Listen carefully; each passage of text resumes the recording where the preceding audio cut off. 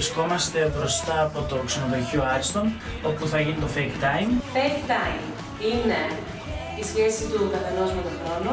Είναι ένα μαγικό πράγμα. Είναι ένα χωροχρονικό ταξίδι. Είναι σχεδιασμένο με βάση τον θεατή.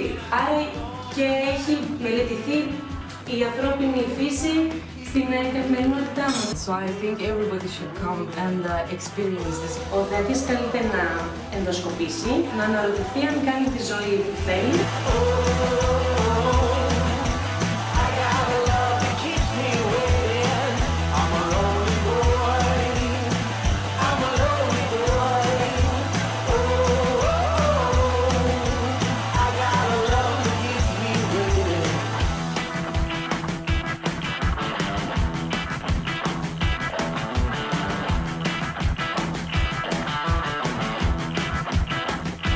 Δεν είμαστε πολύ για αυτό το εγχείρημα. Στην performance συμμετέχουν γύρω στα 25 άτομα.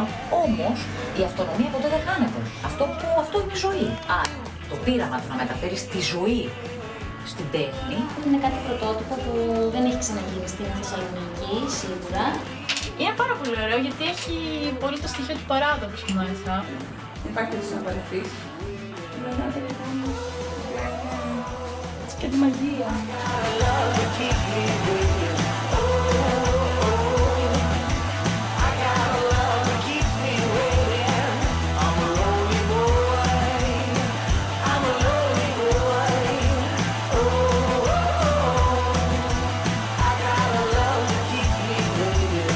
η κρίση είναι εδώ. Εντάξει, είναι πάρα πολύ δύσκολο να κάνεις πράγματα χωρίς να έχεις τα μέσα. Και τα μέσα, κακά τα ψέματα, να τα λέμε χύμα, είναι τα χρήματα. No money, no honey. Ακούγεται πολύ καπαρετζίδικο, αμερικανιά, αλλά παλεύουμε, γιατί η τέχνη αυτό πρέπει να κάνει, να παλεύει, να αντιστέκεται και να βγαίνει μπροστά. Παρόλα αυτά, έχουμε ανάγκη τα χρήματα. Λίγα από τους πολλούς, όπως θα έπρεπε να είναι.